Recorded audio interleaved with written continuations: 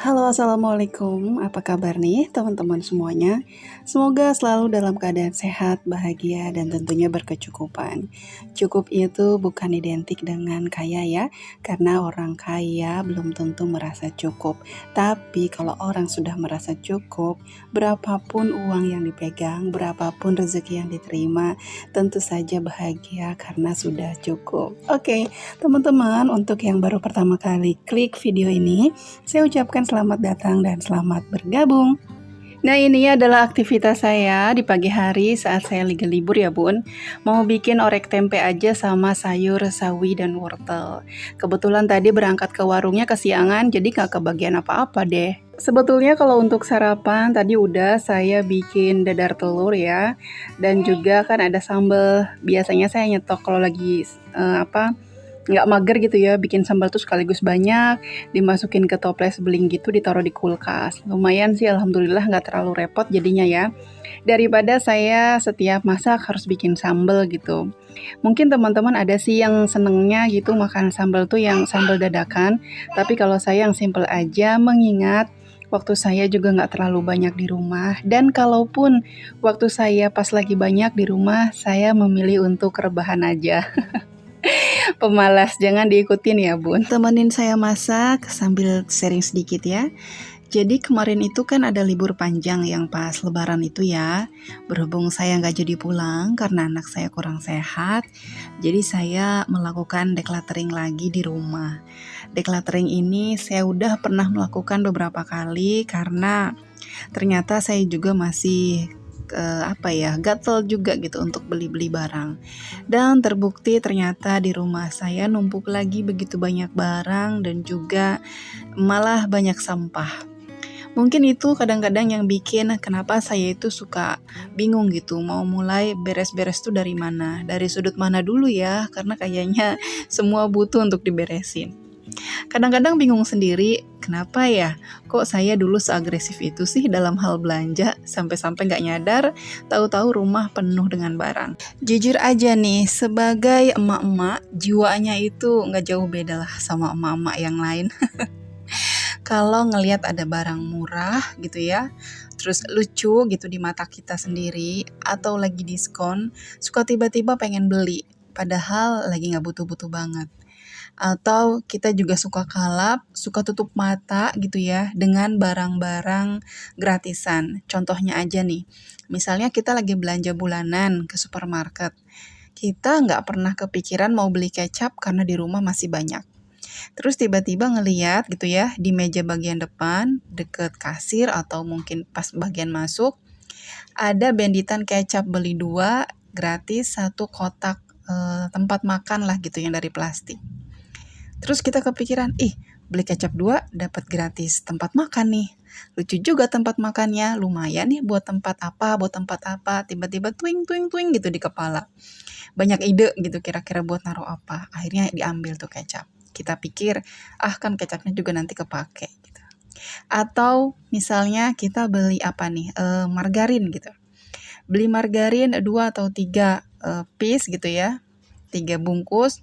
Nanti misalnya gratis parutan keju atau apalah gitulah. Pokoknya ada dibandit sama satu hadiah. Kita nggak butuh, tapi kita beli. Nah, ada nggak teman-teman yang kayak saya? Tiap ngelihat barang gratisan, bawaannya itu sayang banget kalau sampai nggak ikut pulang. Atau yang paling umum nih, hadiah gratis piring dari deterjen.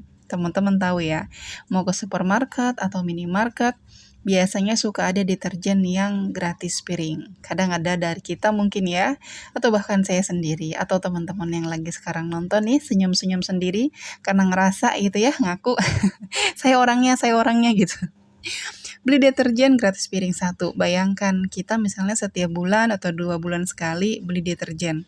Dapat piring 1. Nah, seumur hidup itu gratis piring. Setiap kali kita beli dapat piring. Udah kebayang dong ada berapa lusin piring di rumah kita gratisan dari deterjen. Terus sebenarnya masalahnya di mana sih kalau misalnya begitu kasir itu ngasih piring terus kita bilang, "Nggak usah Mbak, di rumah udah banyak gratisan dari deterjen, buat di sini aja." Kayaknya berat banget ya, padahal di rumah juga itu piring nggak kepake. dan kita juga berat banget buat ngasih ke orang lain. Atau kadang yang ini lumayan jarang sih kita hadapin ya, tapi dibilang sering juga lumayan.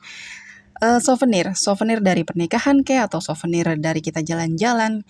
Nah, ini kita bicara tentang souvenir dari pernikahan atau mungkin dari satu acara ya, gathering atau apa gitu. Kita pasti kayaknya berat banget, sayang aja gitu kalau mau nolak. Padahal nggak butuh-butuh amat. Bahkan kadang-kadang souvenir-souvenir itu, barang-barangnya itu cuma buat sekedar ya bener-bener pajangan aja gitu, lucu-lucuan. Jarang yang bisa berfungsi dengan benar-benar berfungsi gitu kan. Siapa di sini yang nggak berani nolak pemberian orang lain? Wah, ini bisa dipastikan di rumahnya numpuk banget barang. Apalagi kalau teman-temannya atau saudara-saudaranya itu senang banget bagi-bagi hadiah. Nah, kadang-kadang kita itu memang sih susah banget ya kalau nolak pemberian orang lain. Kadang suka ngerasa nggak enak, takut dia tersinggung atau takut dia kecewa gitu ya. Walaupun sebenarnya kita itu nggak butuh-butuh banget. Bahkan mungkin kita juga nggak suka. Kita hanya sebatas jaga perasaan mereka aja, akhirnya jadi deh tuh barang penghuni rumah kita, padahal nggak pernah kita pakai. Atau kadang-kadang kita suka ngegampangin soal di mana kita mau simpen barang ini. Misalnya nih, kita lagi jalan-jalan ke pasar, ke minimarket atau supermarket biasanya lah ya. Tiba-tiba kita lihat ada kursi lucu, warnanya itu kita suka banget. Padahal kita sendiri sadar kalau kita itu lebih suka duduk lesehan ya, alias duduk di lantai. Tapi karena kita udah terpikat sama si kursi ini ya, cuma karena warnanya dan bentuknya yang lucu, kita tetap beli.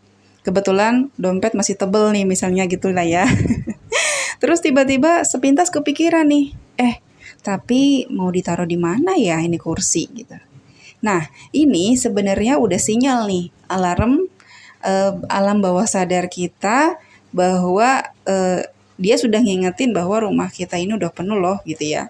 Tapi karena kita udah kesengsem sama barang baru nih, bilang, gampang. Nanti kulkas tinggal digeser ke sini, meja TV-nya digeser ke sana, gampang-gampang lah pokoknya, semua bisa diatur. Nah, sering kan punya pikiran kayak gitu saat mau beli barang? Nah, kalau kayak gini ceritanya udah bisa ditebak lah ya, begitu barang nyampe ke rumah, kita kelimpungan, kebingungan. Gimana cara nata barangnya ya, ini udah penuh, digeser ke sini, digeser ke sana, keder. Akhirnya ya udahlah, saking pusingnya main tumpuk-tumpuk aja dulu. Habis itu lupa-lupa dan malas buat mulai beres-beres lagi.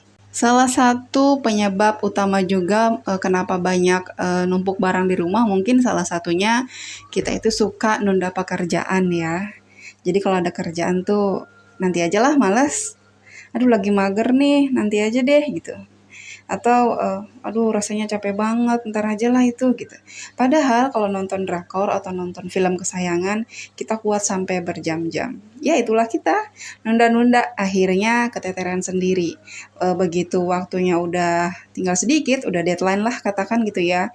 Kita kelimpungan, gedebak-gedebuk, ini belum selesai, itu belum selesai. Padahal yang ini harusnya udah dikerjain dari kemarin-kemarin. Ya, begitulah resiko kalau kita suka nunda-nunda pekerjaan. Atau mungkin karena kita sendiri ngerasa, aduh ini terlalu berat deh, nanti aja lah gitu.